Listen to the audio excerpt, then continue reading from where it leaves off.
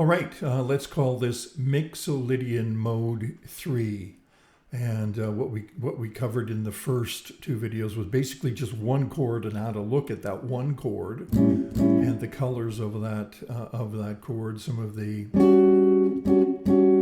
the nice colors that exist when we add color tones from the Mixolydian mode to the 1-3-5-7 of the chord itself. Okay. And those are implied melodically as well. With the 13 and the 9, for instance, being the most valuable ones. All right. Now let's move to another chord. Let's move to the 4 chord in what would be a typical blues, right? So the 4 chord would be a D7.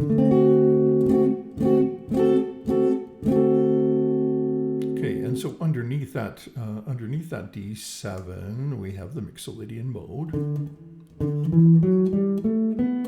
There's my flat 7, right? This is the D Mixolydian mode.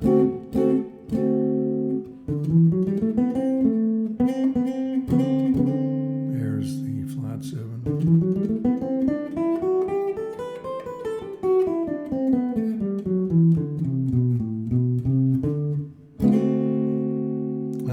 The arpeggio underneath that chord.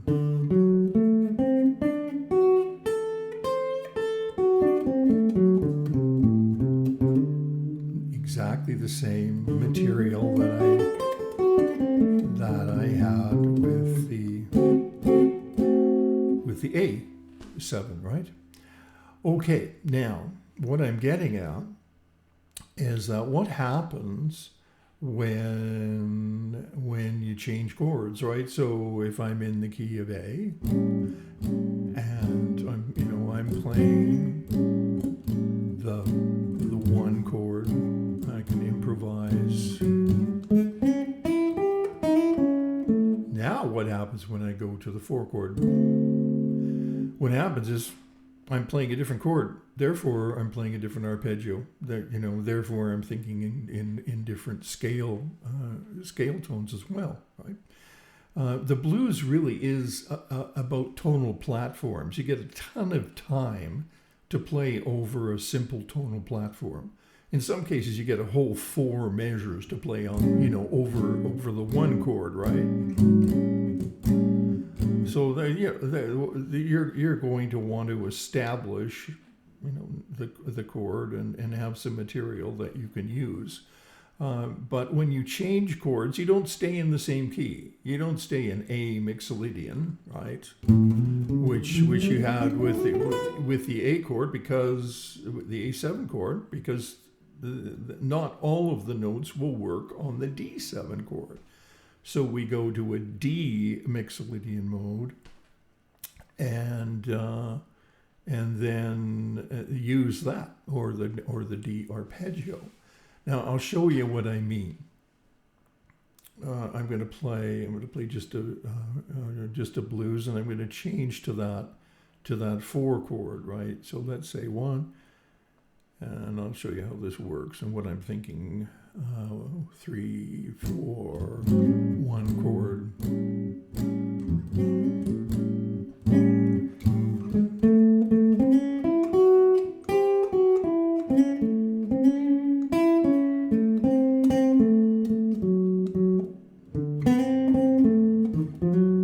So you heard the chord change. I imagine you did, right?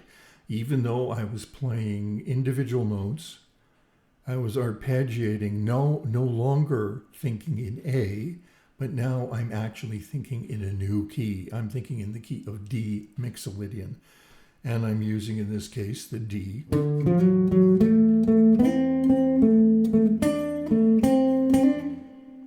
The D7 arpeggio, right? Now, if I were to just, the same thing could, forget the chords. What if I just did that same thing with single notes?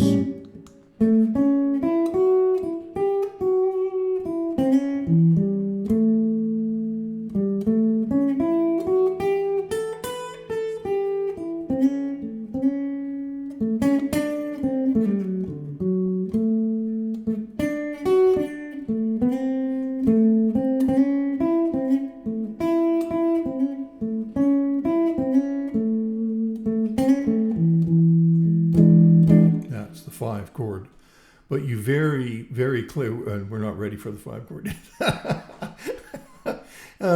So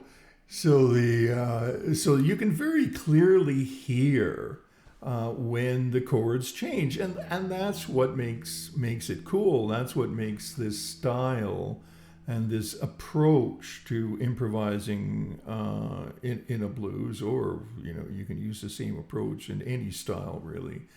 What makes this work so well is that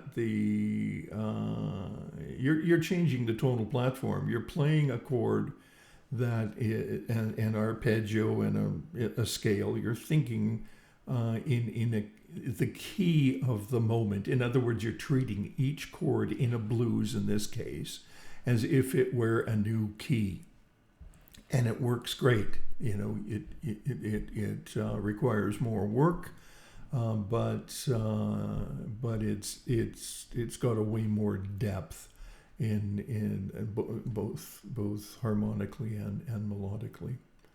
Now, with the A7 chord, we talked about color tones, the 13 and the 9. And the same thing is going to apply here, right? So in the case of the D7 chord, how about a 13? We could put the 13 up here on top. Right, that's a nice voicing. There's the 13. And the same thing, you could use it in an improv. Right. And the same goes for the 9, which is 1, 2, 3, 4, 5, 6, 7, 8, 9. And it gives you this chord. Right. And that's a nice easy 9 chord. And the same thing with improv. That 9 just sort of hangs there.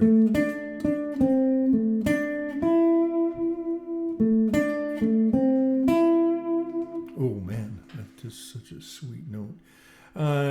So yeah, I'll just leave it at those 2 chords because and those 2 color tones, the 13 and the 9, on the 4 chord in a blues. So the idea is that you have a template for every chord you play. So underneath the chord, you have a template of the arpeggio, or you have a template of the scale, right? And the same will go for the D7 chord, and the same is going to go for the E7 chord as well, and we'll get to that in the next session, I think. Okay, that's about it for today, and I hope this is making sense to you. I know it seems like a lot of work, but if you're an improvising guitar player, if you want to improvise, I don't care what we're really talking about here is conceptual mechanics, right? You just can't improvise if you don't know this stuff. I don't know how people do it. Maybe they just make stuff up. I don't know.